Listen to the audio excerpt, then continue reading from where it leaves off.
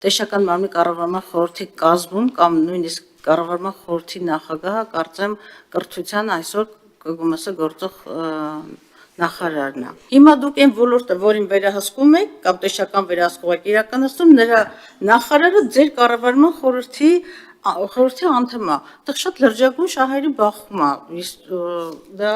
բարձրաձայնում եմ եւ ուզում եմ, որ իմ գոլեգաները քաղաքական մեծամասնությունից նաև մտածեն այդ մասին։ Դուք դա ճիշտ դիտարկում եք, ճիշտ գնահատում եք անաչառության, օբյեկտիվության, թափանցիկության, փոխադարձ բալանսավորման եւ վերահսկողության։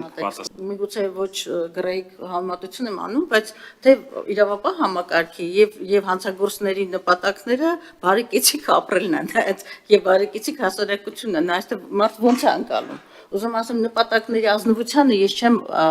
կասկածի տակ դնում։ Ես ուղղակի ինստիտուտի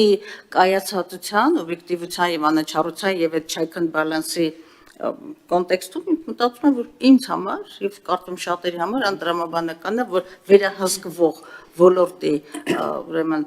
գլխավոր քաղաքականություն իրականացնողը լինի այն մարմնի